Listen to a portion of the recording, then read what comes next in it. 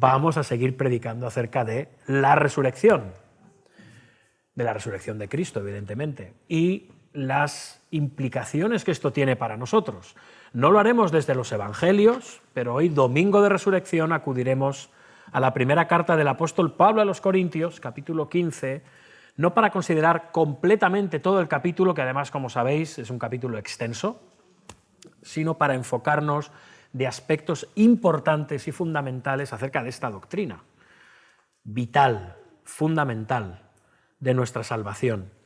Así que iremos acudiendo a la carta a los Corintios. Os animo a que tengáis vuestra Biblia abierta por ese capítulo 15, conocido por el capítulo de la resurrección, ¿sí?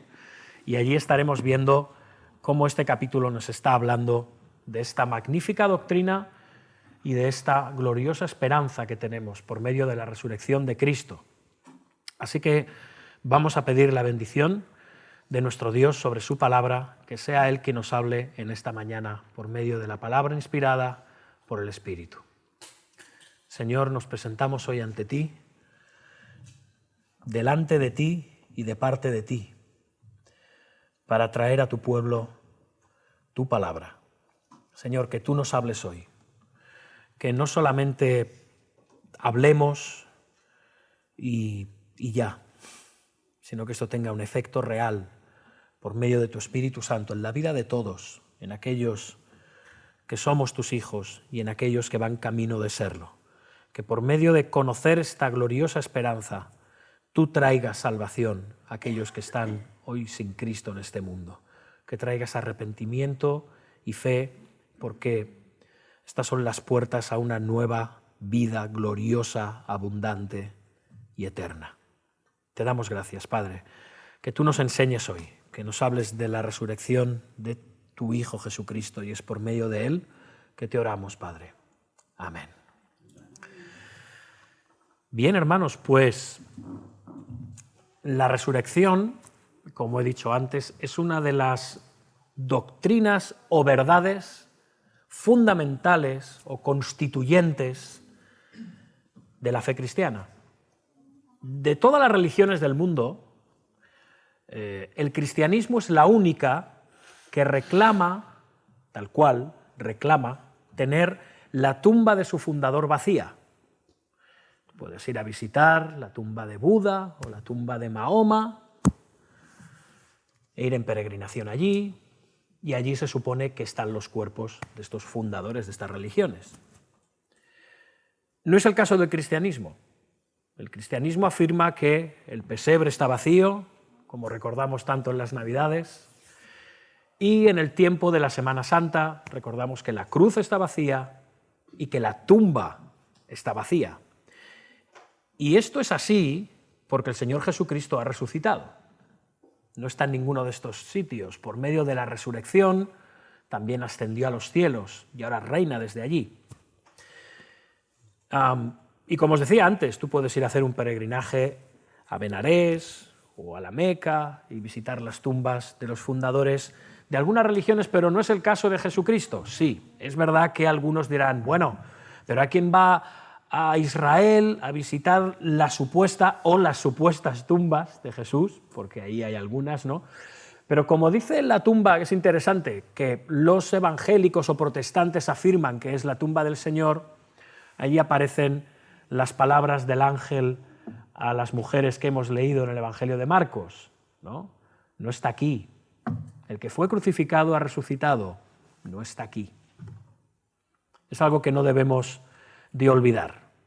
No hay ningún cadáver que venerar. Ninguno. ¿Por qué? De nuevo, porque Cristo resucitó.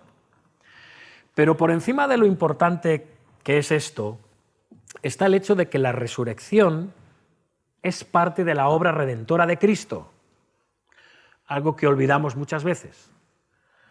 Y hacemos bien en enfocarnos en la cruz. Amén. La cruz posibilita la obra redentora de Cristo. Pero hermanos, aunque esto pueda sonarnos nuevo o extraño, espero que no, todo el evento de la resurrección, un evento en el que el Señor fue totalmente pasivo, porque estaba literalmente muerto, porque Dios el Padre es quien lo levantó de los muertos, Él fue levantado por el poder del Espíritu Santo. Como dice Romanos 1:4, Jesús fue declarado Hijo de Dios según el Espíritu de Santidad por la resurrección de los muertos. Así que cuando Jesús fue colgado en la cruz del Calvario y luego descolgado y sepultado, estaba realmente muerto.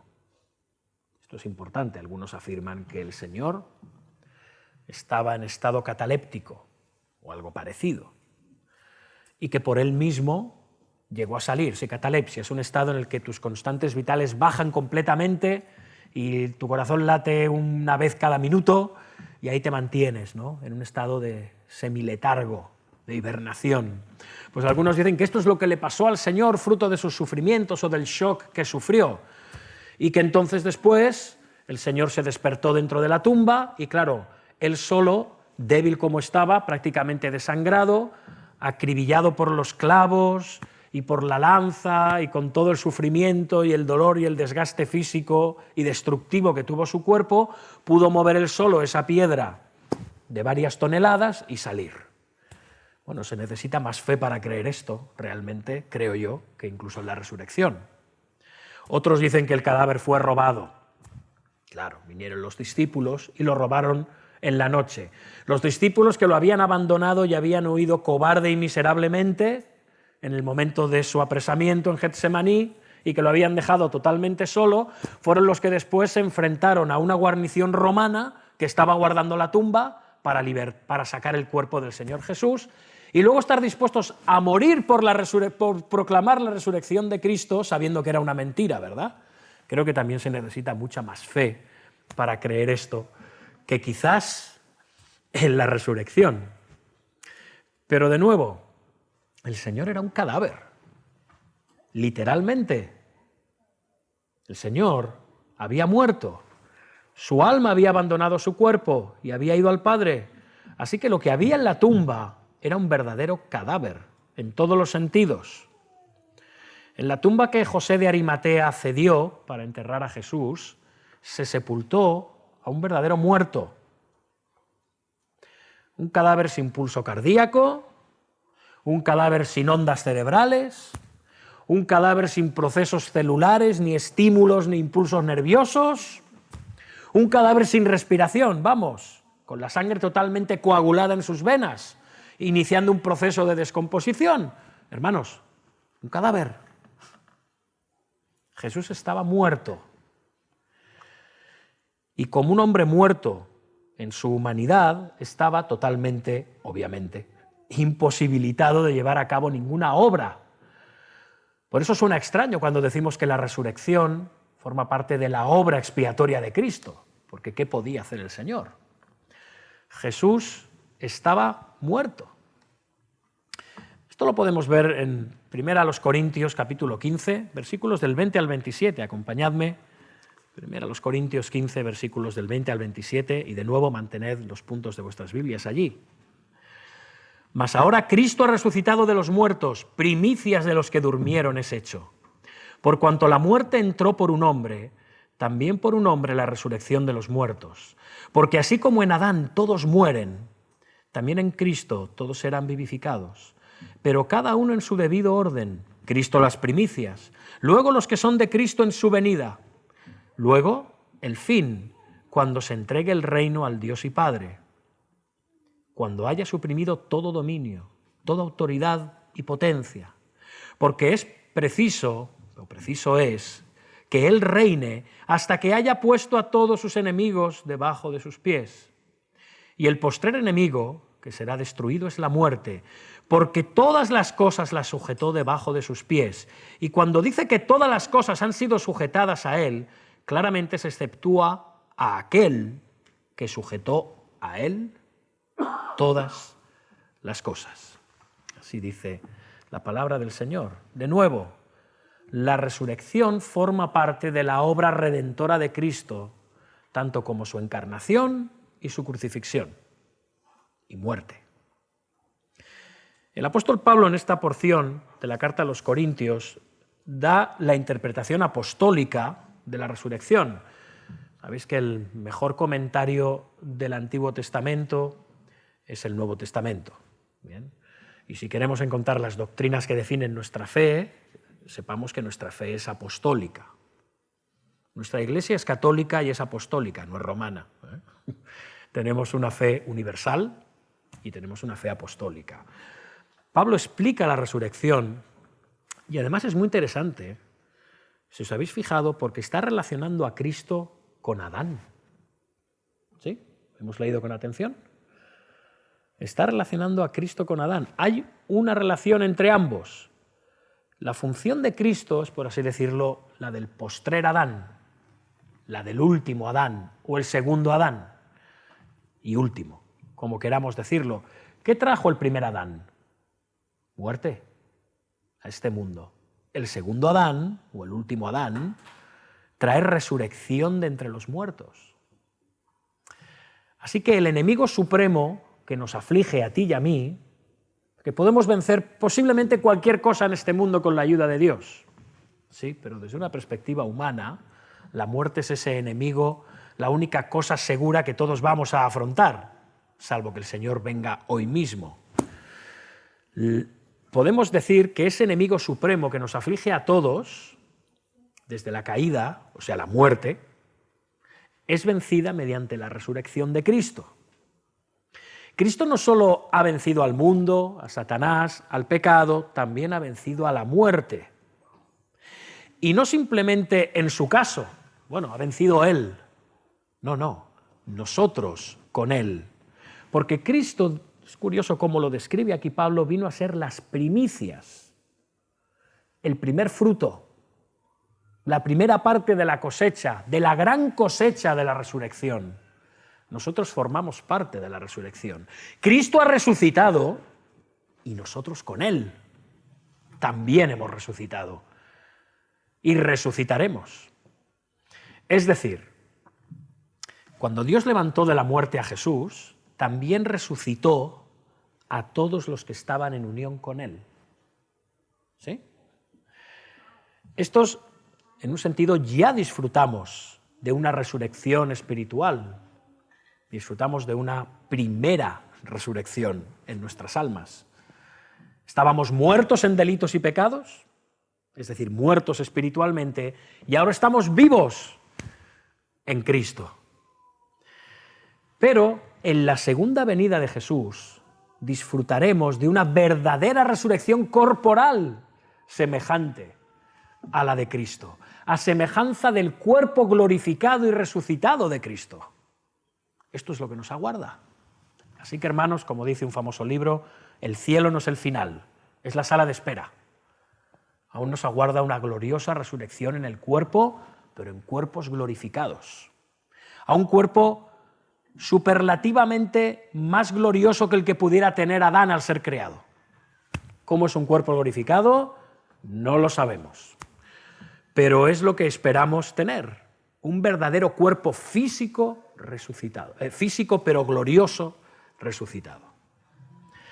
Así que esto es una maravilla y esto debería eliminar de nosotros el terror y el temor a la muerte. No somos unos morbosos, no nos complacemos en la muerte, vemos el drama de la muerte, el fracaso de la muerte, el castigo que supone la muerte, la maldición de la muerte por causa del pecado que Adán acarreó sobre nosotros. Pero no nos atemorizamos por ella, en absoluto, porque sabemos la gloria que nos aguarda. No solo en estar en la presencia de Dios al morir, sino en que volveremos a vivir físicamente, pero en un estado mucho mejor que el de ahora. Vamos, que no echaremos de menos nuestros actuales cuerpos. Decía el predicador Jonathan Edwards que si nos pudiéramos llegar a ver cómo seremos algún día al ser glorificados, nos sentiríamos tentados a adorarnos a nosotros mismos. Bueno, esto es una exageración. Pero, hermanos, nos aguarda una gloriosa resurrección. Así que, hermanos, esto es algo hermosísimo. De manera que el triunfo de Jesús sobre la muerte también es el triunfo de todos aquellos que han creído en Jesús como su Señor y Salvador. Por esto la resurrección de Cristo es tan importante para la fe cristiana. Es fundamental. De hecho, como decíamos al principio, nos reunimos los domingos porque ese es el día en el que resucitó el Señor. Vale, los judíos no tenían un nombre para los días de la semana, esto nosotros lo heredamos del calendario romano. Ellos tenían el primer día, el segundo día, el tercer día, el cuarto día, ¿sí? Ya, así contaban la semana. Pero nosotros llamamos el día del Señor, o el domingo, al domingo, el primer día de la semana, por la resurrección de Cristo, como recuerdo de que Cristo resucitó. Y esto ya es motivo suficiente de celebración cada domingo, porque su resurrección es la nuestra. En primer lugar, espiritualmente.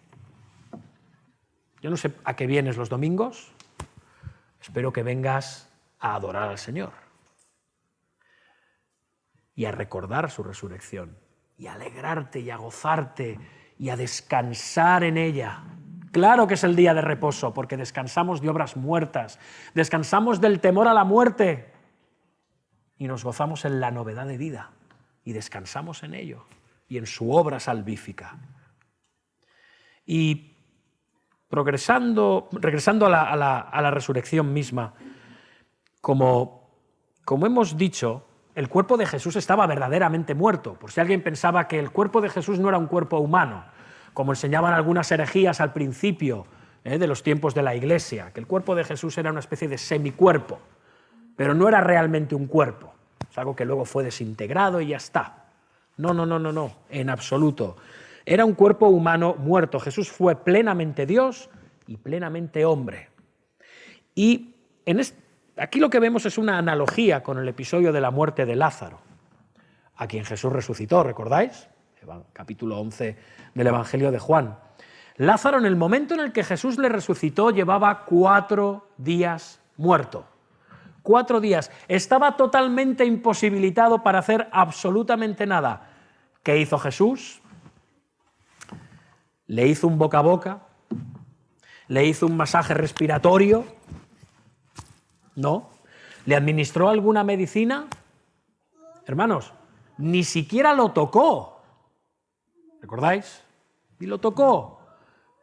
Él lo llamó con gran voz diciendo: Lázaro, ven fuera. Ya está.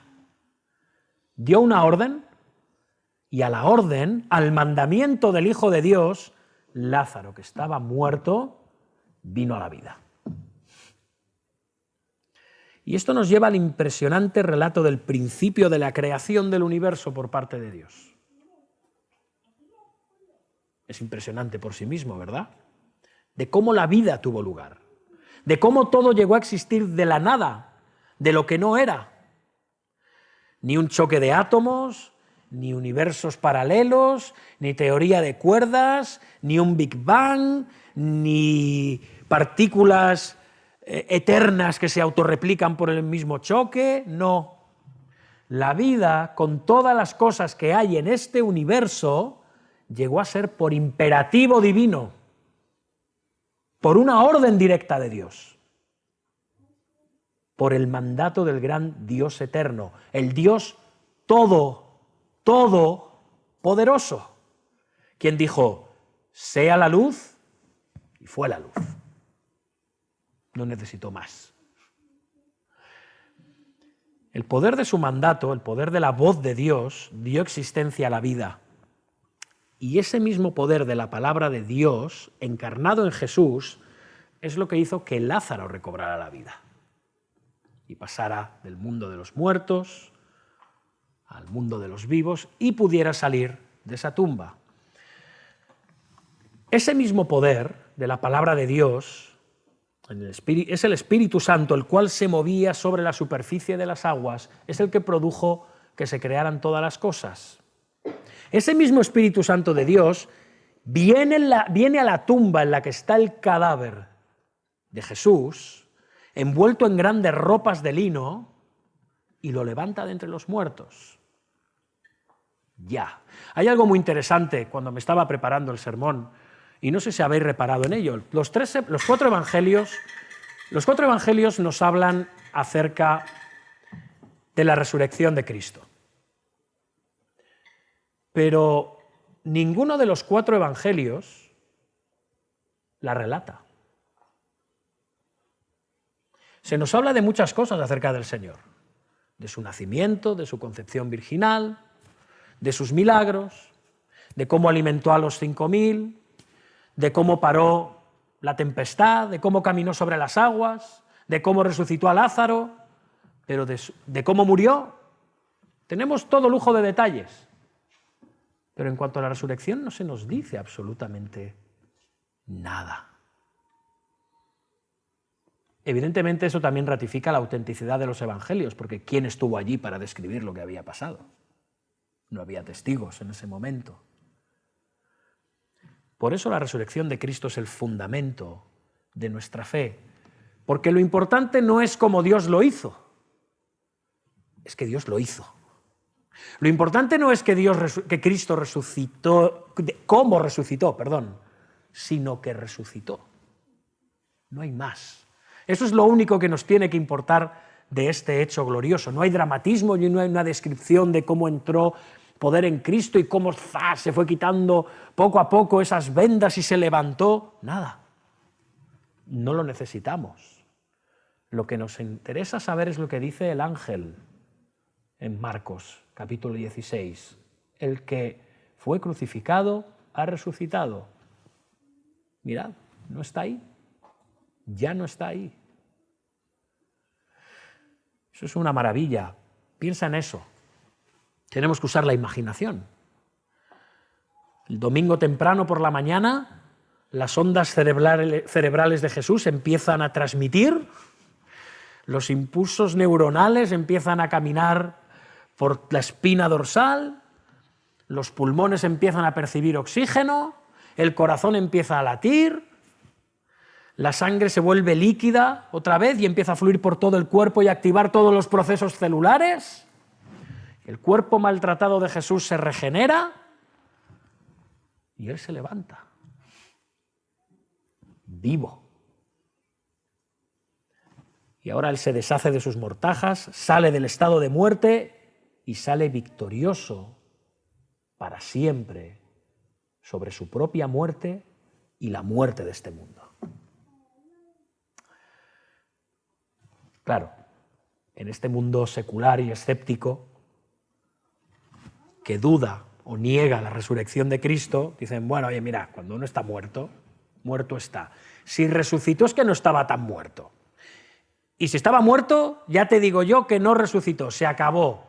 Bueno, muchos ven el relato de la resurrección de Jesús como una especie de elemento mitológico del cristianismo, o que es una forma de espiritualizar el mensaje de Cristo, de cómo nos da vida en un sentido alegórico y espiritual.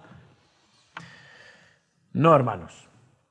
Muchos niegan con rotundidad la resurrección de Cristo por motivos, vamos a decir, intelectuales o supuestamente científicos y racionales, pero otros muchos la niegan porque saben que es el dogma central del cristianismo.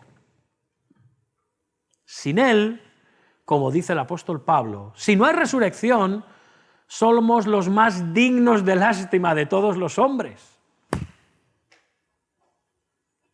Porque tenemos la muerte de Cristo, sí, una muerte muy dramática, posiblemente más dramática que muchas otras muertes, pero nada más. No tenemos nada más. Realmente es un fracaso. Puede ser inspirador el amor y el sufrimiento de Cristo en la cruz, pero si Él no resucitó, estamos en nuestros pecados. No hay resurrección de los muertos. Comamos y bebamos que mañana moriremos. No, hermanos. La resurrección es central, es clave para nuestra fe. Sin embargo, el Nuevo Testamento nos dice que Jesús lo levantó Dios, como dice Hechos 2, allí el apóstol Pedro dice, sueltos los dolores de la muerte, por cuanto era imposible que fuera retenido por ella. La muerte no tuvo poder sobre él, ¿por qué? Hermanos, la muerte es el castigo al que Dios entrega a los seres humanos por causa del pecado. Pero Cristo no tuvo pecado. Desde luego, sobre sus espaldas cargó todos nuestros pecados. Pero como dice el apóstol Pablo, al que no conoció pecado, por nosotros lo hizo pecado. Todos nuestros pecados fueron imputados sobre Él en la cruz del Calvario. Él fue tratado como el mayor pecador sin ser pecador. Pero esos pecados no eran suyos, eran nuestros, eran tuyos y míos. Él era sin pecado y debido a eso, precisamente por eso, como dice Pedro, era imposible que Él fuera retenido por la muerte. No podía. Solamente era un estadio intermedio, una etapa, algo que tenía que sufrir literalmente, pero que no le podía retener permanentemente. Era imposible. Él era sin pecado y debido a eso la muerte no tenía autoridad sobre él. La muerte no podía mantener en sus garras a un ser humano sin pecado. Es una contradicción de términos. ¿Sí? Así que Jesús en su acto de resurrección es vindicado. No, Él es sin pecado, eso nos dice la resurrección. Los pecados eran tuyos y míos, y Él los cargó. Romanos 4, 24 y 25 nos dice que los cristianos creemos en el que levantó de los muertos a Jesús, Señor nuestro, el cual fue entregado por nuestras transgresiones y resucitado para nuestra justificación. Entendemos lo que es la justificación, de la misma manera que nuestros pecados fueron imputados a Cristo sin ser el pecador, a nosotros se nos imputa la justicia perfecta de Cristo sin ser justos. ¿Sí? Se nos declara justos. Dios nos ve justos, nos trata como justos, aunque no lo somos. Tenemos pecado.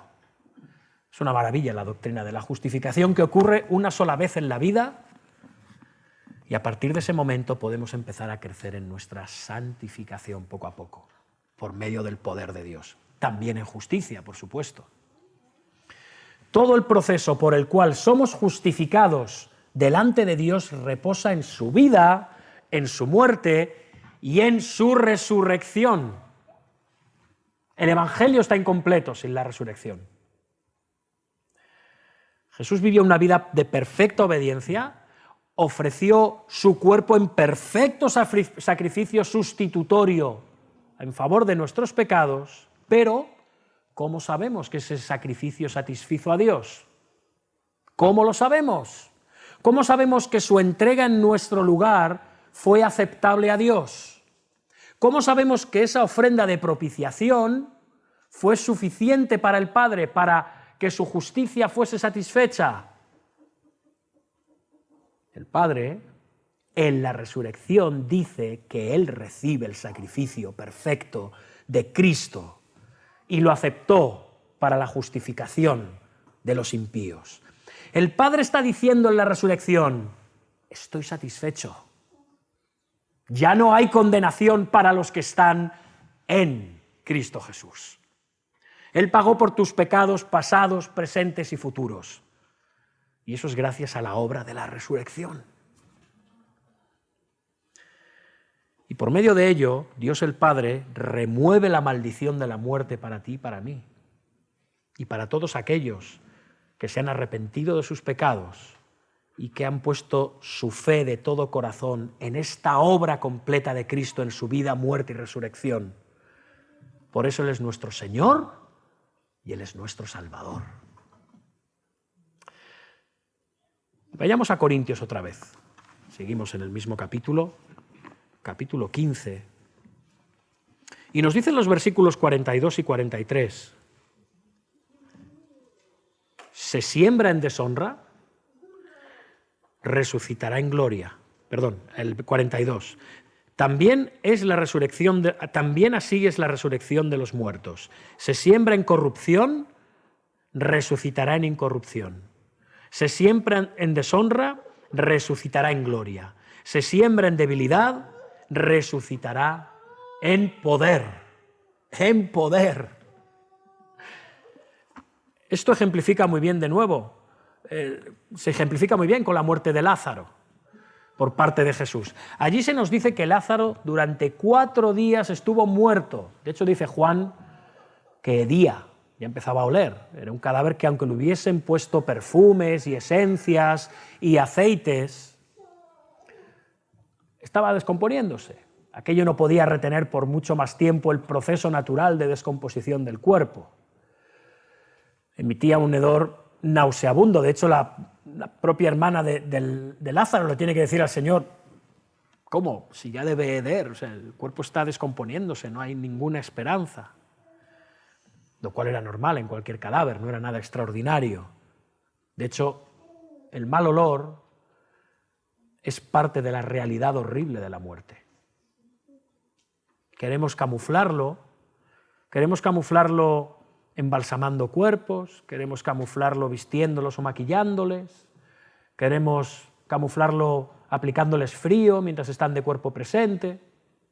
Pero hermanos, la muerte es horrible y la descomposición del cuerpo forma parte de esa realidad.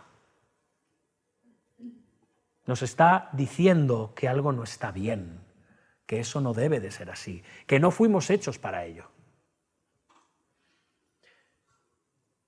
Por eso las mujeres, como hemos leído, recordáis, fueron temprano a la tumba de Jesús, porque los judíos enterraban rápidamente a sus muertos, por lo general el mismo día del fallecimiento, y 2 eran las razones para actuar con tanta prisa.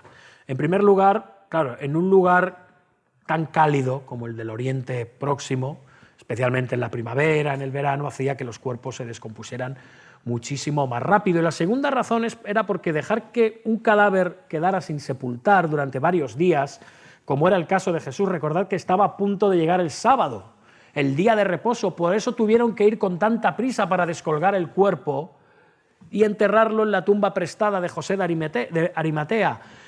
Que esto ocurriera era una deshonra para el difunto, pero también para la familia. Dejar un muerto allí, descomponiéndose.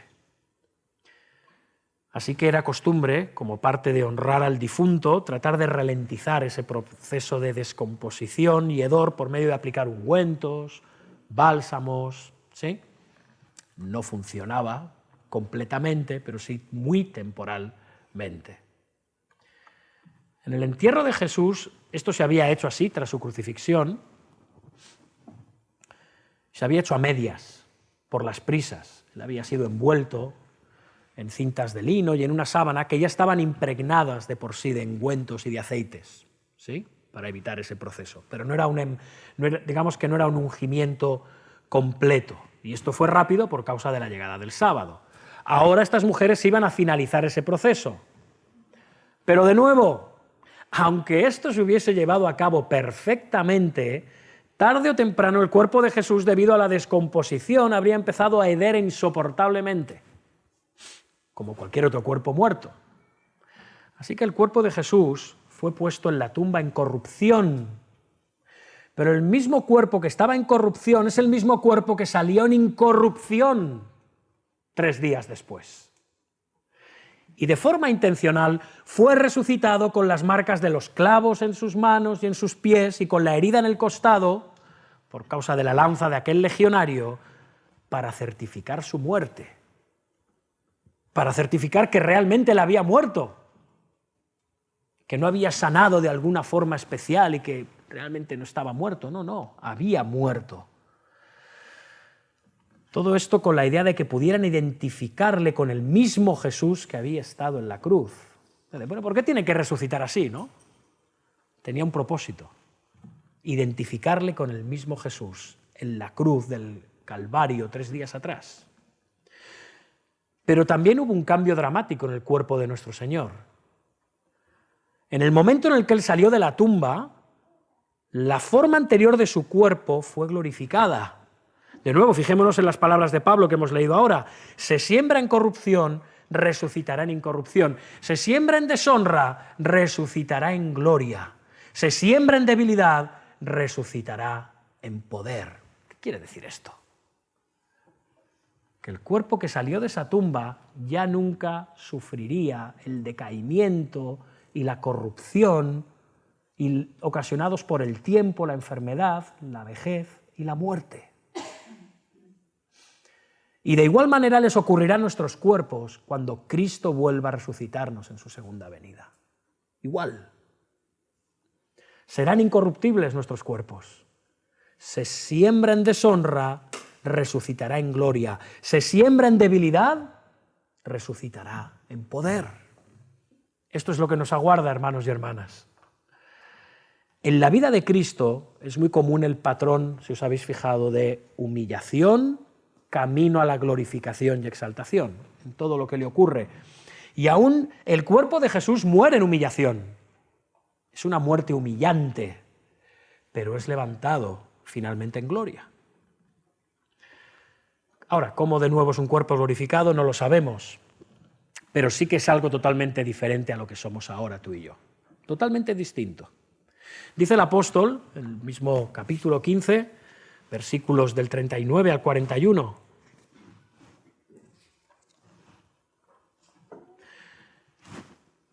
No toda carne es la misma carne, sino que una carne es la de los hombres, otra carne la de las bestias, otra la de los peces, otra la de las aves, y hay cuerpos celestiales y cuerpos terrenales, pero una es la gloria de los celestiales y otra la de los terrenales.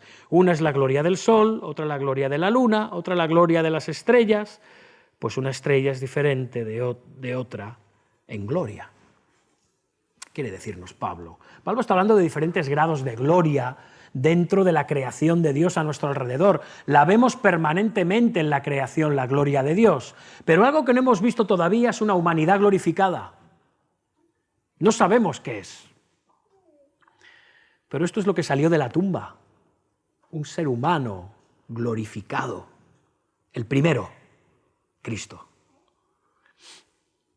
Esto es lo que salió de la tumba. Él fue sepultado en deshonra, fue levantado en gloria. Dice el salmista bajo inspiración que fuimos maravillosamente hechos. ¿Sí? Te alabo porque soy maravillosamente hecho.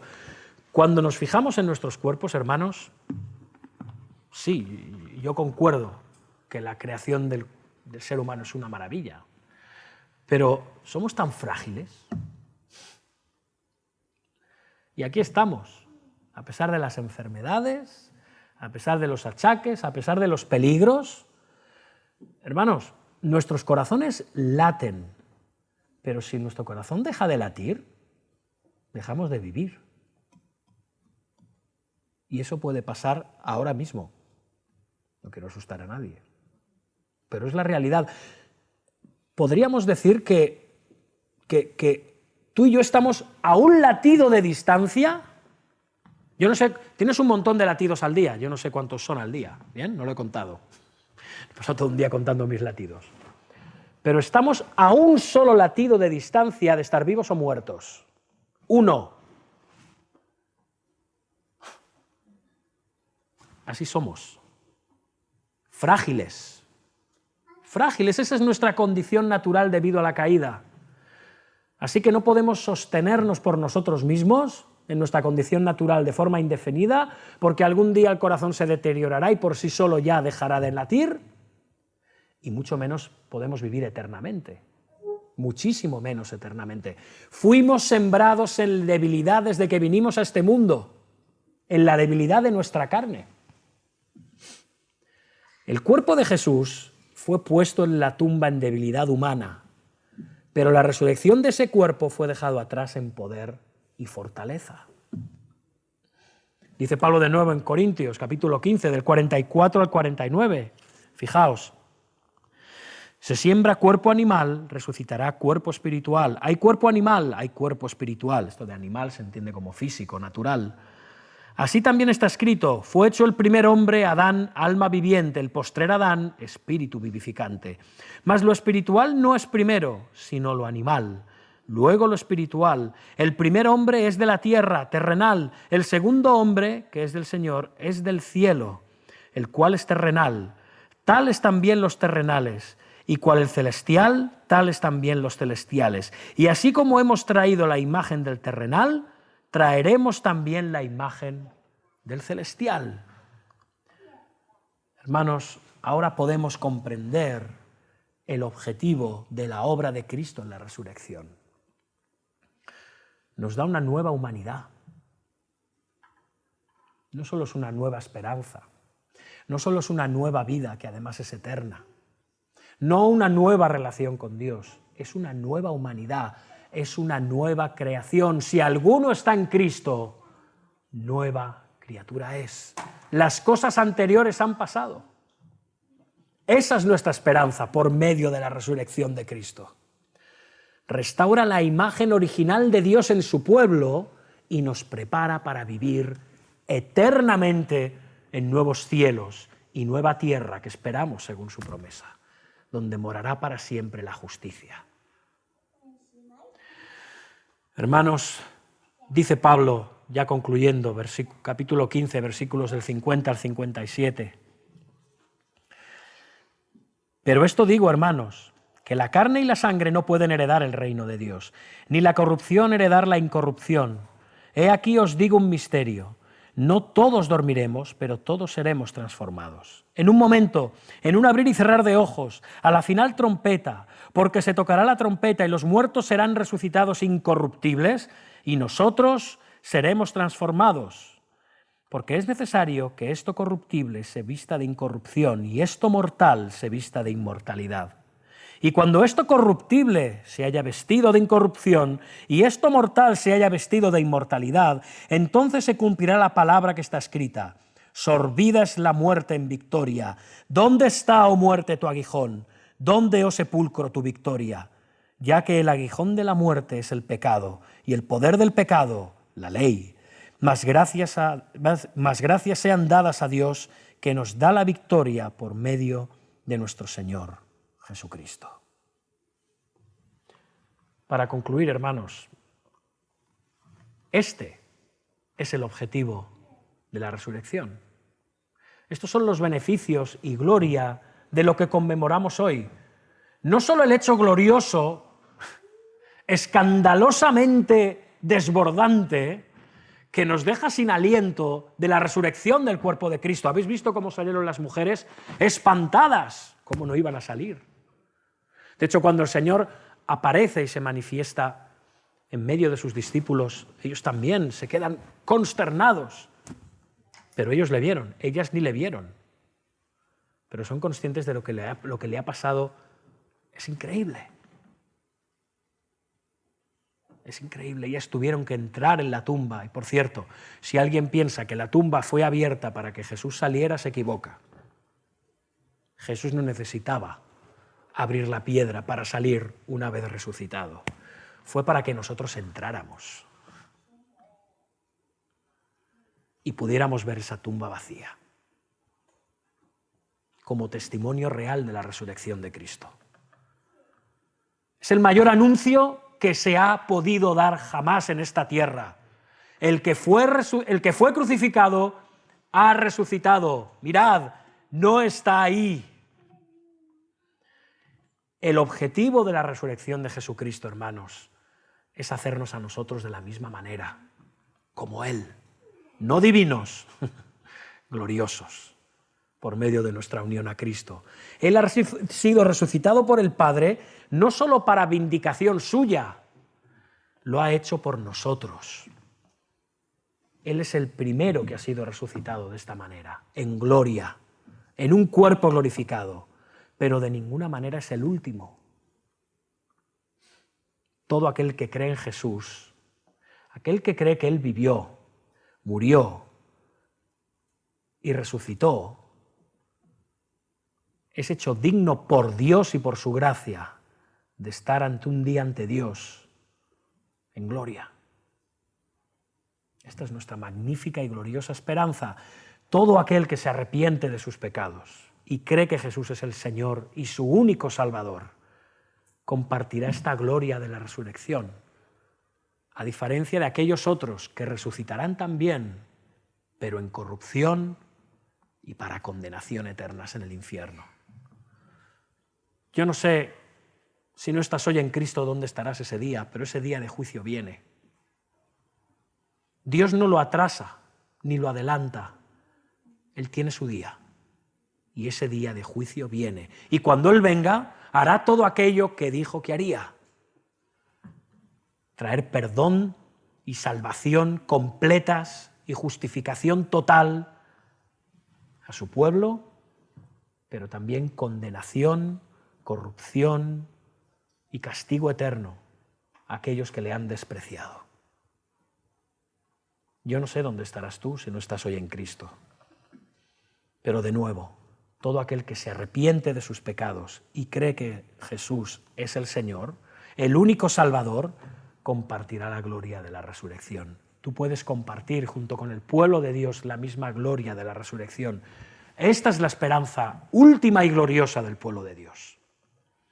Esta es la esperanza, hermanos, que está en el centro del Evangelio de nuestro Señor Jesucristo, quien resucitó. Amén. Oremos, hermanos. Padre Dios nuestro, te alabamos en esta mañana y te bendecimos, porque tú resucitaste de entre los muertos a tu Hijo eterno, Jesús. Gracias por su vida, por su muerte y por su resurrección, porque por medio de ella Él ha ascendido a los cielos y lo llena todo y reina sobre todo, Señor, mientras aguardamos que Él consume su reino en su venida. Señor, que no olvidemos que esta esperanza está unida al Evangelio, que el Evangelio no consiste solamente en una salvación temporal y terrenal y después ascender a los cielos y ya está, sino que hay gloriosas y magníficas promesas que nos aguardan por medio de la resurrección, porque ojo no ha visto ni oído ha oído las cosas que tú tienes reservadas para aquellos que te aman. Gracias, Señor. Nosotros no queremos enfocarnos exclusivamente en el hecho de que recibiremos algún día ese cuerpo glorioso, sino que queremos maravillarnos en ti que has hecho posible eso, Señor. Gracias, Padre, gracias. Gracias. Gracias por tu resurrección, por ser las primicias, Señor Jesucristo, y gracias por traernos de las tinieblas a la luz, para que algún día formemos parte de esa gran cosecha en tu granero, Señor, en la nueva ciudad, en una nueva humanidad, en unos nuevos cielos y una nueva tierra. Te damos gracias, Padre, y te bendecimos en este domingo de resurrección. A través de Jesús. Amén.